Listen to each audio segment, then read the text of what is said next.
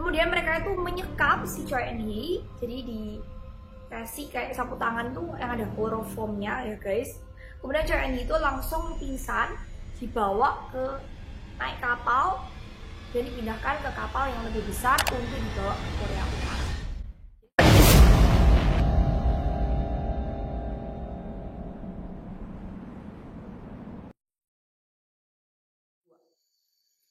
Setelah ditemukan kembali nih ya, Kim Jong Il menyarankan Shin Sang-ok dan Choi Eun-hee ini untuk menikah kembali. Dan akhirnya pun mereka menikah lagi di Korea Utara tersebut. Ya karena perintah dari Kim Jong Il ya guys. Nah, setelah mereka menikah, mereka diberi tugas oleh Kim Jong Il. Jadi nggak langsung tugas berat ya. Pertama-tama mereka itu disuruh mereview kira-kira 15.000 koleksi film dari Kim Jong Il. Setiap harinya mereka disuruh nonton 4 film ya guys, dan disuruh untuk ngeritik 4 film tersebut setiap hari ya, setiap hari. Dan setelah mereka ngeritik film tersebut, mereka juga harus mendiskusikan opini-opini mereka tentang film-film tersebut bersama Kim Jong Il. Setelah mereka tuh kira-kira udah kayak ada gambaran mau mengenai ide-ide film dari Kim Jong Il ini, akhirnya Kim Jong Il ini mulai membeberkan alasan kenapa mereka berdua dibawa ke Korea Utara. Ternyata guys, Kim Jong Il ini membawa Choi Eun-hee dan juga Shin Sang-ok ke Korea Utara untuk membuat film demi alat propaganda Korea Utara ke dunia internasional. Film-film tersebut nantinya akan diikutkan festival film internasional untuk membuat Korea Utara ini jadi lebih famous, lebih terkenal di dunia internasional. Untuk membuktikan kehebatan dari Korea Utara sendiri. Selama Choi Eun-hee dan Shin Sang-ok ada di sana ya, mereka itu juga mendapatkan kayak banyak training guys. Jadi selama 5 tahun waktu mereka disekap sendiri-sendiri itu, mereka tuh dikasih training tentang Korea Utara itu kayak gimana. Jadi mereka tunjukin tempat-tempat wisata di Korea Utara. Kemudian mereka juga diberi kayak les privat mengenai kehidupan dan juga penghargaan-penghargaan yang sudah dicapai oleh pemimpin Korea Utara pada masa itu yang bernama Kim Sang-il. Dan juga generasi-generasi Kim Sang-il sebelumnya. Jadi mereka tuh dikasih kayak les privat untuk mengenal pimpinan Korea Utara pada masa itu. Nah, ternyata training-training tersebut digunakan bertujuan untuk supaya Shin Sang-ok dan Choi Eun-hee ini itu bisa membuat film-film yang bersifat propaganda ke dunia internasional mengenai kehebatan dari Korea Utara sendiri. Dan akhirnya pada tanggal 20 Oktober 1983, Shin Sang-ok dan juga Choi Eun-hee ini mulai bekerja di bawah perintah Kim Jong Il untuk membuat film demi kemajuan Korea Utara. Jadi Shin Sang-ok ini dikasih kayak dana, kemudian kantor sendiri oleh Kim Jong Il untuk membuat film-film yang pokoknya membuat Korea Utara ini terkenal. Kalau film-film propaganda pada umumnya itu kan nggak membuat Korea Utara itu terkenal ya guys. Jadi akhirnya si Kim Jong Il ini memberikan izin ke Shin Sang-ok untuk membuat film dengan tema bebas apapun, yang penting bisa menarik perhatian masyarakat internasional dan membuat Korea Utara itu bisa menang penghargaan di festival film internasional. Shin Sang-ok dan Choi Eun-hee bekerja bersama selama 2 tahun 3 bulan. Mereka membuat sekitar 17 film guys. Katanya mereka tuh bekerja syuting itu tiap hari, bahkan mereka tuh tidur sekitar 2-3 jam aja tiap harinya. Saking banyaknya film yang harus mereka buat. Dan dari 17 film yang mereka buat dalam 2 tahun 3 bulan tersebut, kira-kira ada 6 film yang paling bermakna ya, maksudnya paling terkenal pada masa itu. Yang pertama adalah An Emissary of No Return tahun 1984. Film itu disyuting di Cekoslovakia menggunakan aktor-aktor Eropa. Kemudian selanjutnya mereka juga syuting film percintaan pertama di Korea Utara pada masa itu yang berjudul Love, Love, My Love. Jadi Korea Utara itu nggak memperbolehkan adanya film percintaan ya guys. Jadi mereka itu filmnya kebanyakan tentang kayak dedikasi, kemudian pengorbanan untuk pimpinan Korea Utara ya, pada masa itu. Jadi film yang dibuat oleh Shin Sang-ok dan juga Choi Eun-hee ini guys, itu adalah film-film terobosan baru untuk Korea Utara. Selain Love Love My Love, ada juga Runaway, dan juga film mereka yang paling terkenal di dunia internasional adalah film Salt. Film Salt ini membuat Choi Eun-hee memenangkan penghargaan sebagai aktris terbaik di Moscow Film Festival. Setelah film Salt itu juga ada film-film lainnya seperti film The Tale of Chongsim dan juga Ulgasari yang menghabiskan dana besar karena terinspirasi dari film Godzilla. Mirip banget guys, jadi film Ulgasari itu kayak Godzilla beneran gitu loh monsternya. Nih kalau kalian lihat gambarnya ya guys, mirip-mirip gitu. Nah semua film-film ini dibuat oleh Shin Sang-ok dan juga Choi Eun-hee. Mereka berdua ini benernya itu pingin banget untuk melarikan diri ya guys. Tetapi mereka berdua itu diawasi ketat oleh bodyguard setiap harinya. Bahkan waktu mereka pergi ke luar negeri atas izin dari Kim Jong Il ya, sama 8 tahun tersebut mereka itu tetap dibarengi sama beberapa bodyguard.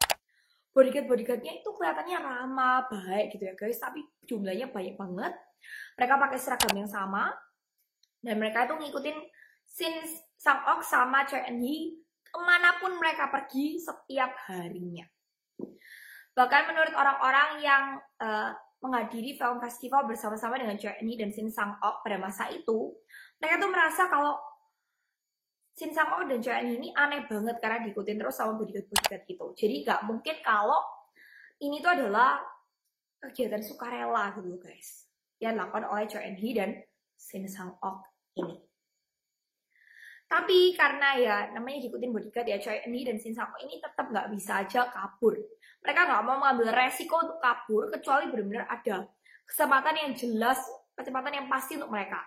Karena kalau sampai mereka kabur lagi, bisa jadi mereka berdua ini akan langsung dipenggal kepalanya dan tidak akan pernah bisa kembali ke Korea Selatan untuk selama-lamanya. Nah, pada tahun 1984 ya, mereka itu diundang ke sebuah konferensi pers di Yugoslavia.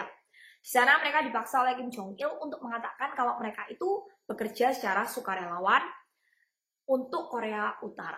Bahkan mereka itu banyak diambil fotonya oleh Korea Utara sebagai publikasi kalau mereka itu kerja secara sukarelawan, happy di Korea Utara sana.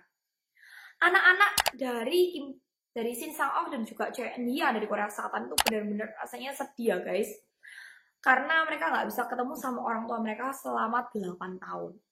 Dan mereka bahkan berpikir kalau orang tua mereka itu nggak akan pernah kembali lagi ke Korea Selatan. Sampai pada suatu hari di sebuah pesta, si Shin Sang-ok ini guys, itu kan menghadiri sebuah festival film internasional. Di festival film tersebut dia bertemu dengan temannya yang merupakan sutradara dari Jepang kalau nggak salah ya guys. Pada waktu pesta tersebut, pada saat ada kesempatan, Shin Sang-ok ini dan Choi Eun-hee menyerahkan sebuah paket ke temannya yang orang Jepang ini, meminta tolong ke temannya ini untuk mengirimkan paket tersebut kepada keluarga Shin Sang-ok dan Choi Eun-hee yang ada di Korea Selatan. Dan untungnya paket tersebut berhasil lolos guys tanpa dugaan dari Korea Utara. Paket tersebut sampai di keluarga dari Choi Eun-hee dan Shin Sang-ok yang berada di Korea Selatan. Begitu dapat paket dari Korea Utara ya, otomatis keluarganya itu takut. Karena waktu itu kalau mereka terima dari paket dari Korea Utara dan membuka paket tersebut, mereka bisa dianggap sebagai mata-mata. Akhirnya mereka melaporkan ke pemerintah Korea Selatan. Dan atas izin pemerintah Korea Selatan, mereka membuka surat dan rekaman tersebut bersama-sama di depan kamera ya. Jadi kayak mereka tuh supaya nggak diduga sebagai mata-mata. Surat tersebut paket tersebut berisi surat dari Choi Eun-hee dan juga sebuah rekaman. Rekaman itu suaranya Choi Eun-hee yang menceritakan apa yang mereka alami di Korea Utara sana. Mereka diculik dan juga menyatakan kalau mereka ini dalam kondisi baik-baik saja. Jadi keluarga mereka itu tenang aja, yang penting tenang aja. Dan mereka juga berharap keluarga mereka, khususnya kakak-kakak mereka, bisa membantu mereka menjaga anak-anak mereka yang masih muda. Nah, jadi melalui paket tersebut, akhirnya keluarga mereka tahu kalau mereka ini diculik. Setelah keluarga dari Choi Eun-hee dan Shin Sang-ok itu menerima paket tersebut dan mendengarkan rekaman tadi ya, pemerintah Korea Selatan pastinya juga udah tahu tentang masalah ini. Banyak dari pendukung fansnya Choi Eun-hee dan Shin Sang-ok itu kemudian berdemo ya guys di jalan untuk meminta Korea Selatan itu melakukan sesuatu demi kayak jemput balik kok Shin Sang-ok dan Choi Eun-hee dari Korea Utara. Tapi setiap kali bertemu di festival perfilman, Choi Eun-hee dan Shin Sang-ok ini selalu bilang ke teman-teman Korea Selatannya kalau mereka itu hidup dengan baik-baik saja. Ya pastinya itu karena mereka semua diawasi ya guys oleh bodyguard-bodyguard tadi. Berkat film-film festival yang bisa dihadiri oleh Choi Eun-hee dan Shin Sang-ok ini, Choi Eun-hee dan Shin Sang-ok ini akhirnya punya kesempatan guys untuk kabur dari genggaman Korea Utara. Pada tanggal 13 Maret 1986, mereka itu pergi ke Vienna, check-in ke Hotel Intercontinental ya. Jadi di hotel tersebut mereka itu ceritanya kayak rencananya mau ketemu sama seorang pengusaha yang mau bekerja sama membuat film bersama-sama dengan mereka. Nah, mereka juga wawancara dengan seorang jurnalis yang bernama Akira Enoki yang kemudian membantu mereka untuk kabur. Jadi ceritanya mereka di Hotel Intercontinental pada 13 Maret 1986 tersebut guys. Itu sebelahan gini loh guys. Jadi kamarnya si Shin Sang-ok dan Choi Eun-hee itu di kamar A misalnya ya. Si bodyguard-bodyguardnya yang ngikutin Shin Sang-ok dan Choi Eun-hee kemana-mana itu kamarnya ada di sebelah sini.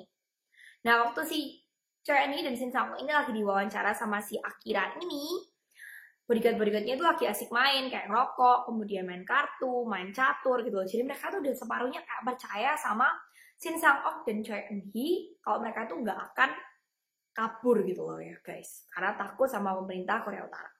Jadi kayaknya mereka di kamar sebelah main-main. Choi Eun-hee dan Shin Sang-ok yang melihat adanya kesempatan akhirnya meminta tolong ke Akira ini untuk meminta perlindungan bantuan dari kedutaan Amerika Serikat yang ada di Vienna pada saat itu.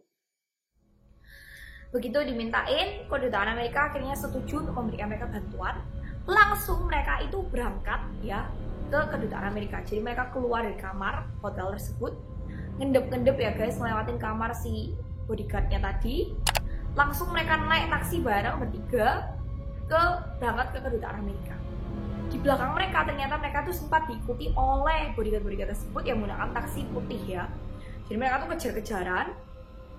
Tapi untungnya ada kayak lampu merah gitu guys. Jadi akhirnya mobilnya si Choi Eun-hee dan Shin Sang-ok ini berhasil lolos duluan. Mereka pun sampai di kedutaan Amerika dengan selamat dan dilindungi oleh kedutaan Amerika. Mereka dilindungi oleh kedutaan Amerika itu selama 2 tahun ya, fullnya dilindungi sama kedutaan Amerika selama 2 tahun. Mereka tinggal di Virginia selama 2 tahun. Kemudian mereka setelah merasa keadaan udah aman, mereka pindah ke Los Angeles untuk kerja ya. Mereka jadi buat film lagi di Amerika Serikat sana. Waktu mereka udah lepas dari genggaman Korea Utara nih, Korea Utara itu tetap tidak mengakui kalau mereka sudah menculik Choi Eun-hee dan Shin Sang-ok. Mereka bilang kalau mereka berdua ini bekerja di Korea Utara itu dengan sukarela, dan bahkan Korea Utara ini menuduh Shin Sang-ok sudah melakukan penggelapan dana film yang harusnya dipakai untuk membuat film di Korea Utara, malah dibawa oleh si Shin Sang-ok ini. Jadi malah dari nggak mengakui kesalahan, tapi malah menuduh gitu guys. Nah, Choi Eun-hee dan Shin Sang-ok ini waktu di Amerika sana juga mengadakan konferensi pers guys. Mereka menceritakan apa yang sudah mereka alami selama ini dan juga menunjukkan beberapa bukti kalau mereka itu sudah diculik oleh Korea Utara. Bukti-buktinya itu semacam rekaman-rekaman ya guys. Jadi mereka itu untungnya pintar. Mereka beli rekaman kemudian menyembunyikan rekaman tersebut, dinyalain waktu mereka setiap kali ketemu sama Kim Jong Il. suara Kim Jong Il itu semua ada di dalam rekaman-rekaman tersebut. Jadi alasan kenapa mereka diculik, terus cara proses penculikan mereka kayak gimana, waktu Kim Jong Il cerita itu semuanya ada di rekaman tersebut, guys. Nah, berkat itulah masyarakat dunia mulai percaya ya, sebagian mulai percaya kalau mereka berdua ini diculik oleh Korea Utara. Pada tahun 1994, Choi Eun-hee dan Shin Sang-wook ini akhirnya memutuskan kembali ke Korea Selatan. Jadi di Amerika sana itu si Shin Sang-wook ini udah berusaha buat film, guys, menggunakan nama Simon Shin. Tapi kayaknya kurang lancar gitu ya, guys. Akhirnya Shin Sang-wook ini dan Choi Eun-hee memutuskan kembali ke Korea Selatan untuk bertemu dengan keluarga mereka. Karena ya kelihatannya kondisi itu udah lumayan aman gitu ya. Di Korea Selatan masih banyak yang meragukan kalau mereka itu diculik oleh Korea Utara. Tapi juga ada banyak orang yang ternyata mendukung mereka dan mempercayai kalau mereka itu ternyata itu diculik, guys. Dan setelah mereka kembali nih ke Korea Selatan, si Shin Sang-wook itu tetap membuat film, banyak film-film lain. Choi Eun-hee sendiri juga masih tetap kadang-kadang main film. Sampai pada tahun 2006, si Shin Sang-wook ini meninggal karena penyakit hepatitis, komplikasi ya. Dan Choi Eun-hee sendiri pada tahun 2018 juga meninggal karena penyakit gagal ginjal. Sebelum meninggal, Shin Sang-wook itu diberi penghargaan Gold Crown Cultural Medal oleh si presiden dari Korea Selatan. Sementara Choi Eun-hee sendiri juga diberi penghargaan lain yaitu Order of Cultural Merit yang hanya diberikan kepada kayak aktor-aktor kesenian khusus aja, guys. Pada akhirnya untungnya mereka ini diakui ya, guys, kalau mereka itu benar-benar diculik. Kalau kalian mau lihat kisah lengkap mereka dan dokumenternya itu dibuat oleh BBC ya, guys. Judulnya The Lovers and the Despot. Itu ada di YouTube channel. Di bawah ini aku bakal kasih linknya, kalian tinggal klik aja. Langsung kalian bisa lihat secara jelas dan lebih nyata lagi tentang penculikan-penculikan mereka. Itu ada wawancaranya Choi Eun-hee. Jadi Choi Eun-hee ini benar-benar cerita bagaimana proses penculikannya dia terjadi dan waktu dia itu apa yang dialami di Korea Utara sana. Nah, itu ada semua di film The Lovers and the Despot itu. Kalian nonton aja. Oke, guys, thank you banget udah nonton kasus hari ini. Semoga kalian suka sama kasusnya. Dan untuk kalian yang suka jangan lupa untuk di like dan klik subscribe channel aku Eva Sanbe untuk kasus-kasus menarik lainnya. Klik lonceng juga supaya kalian dapat notifikasi kalau ada video terbaru dari aku. Thank you guys, sampai jumpa kembali di video-video berikutnya. Bye-bye!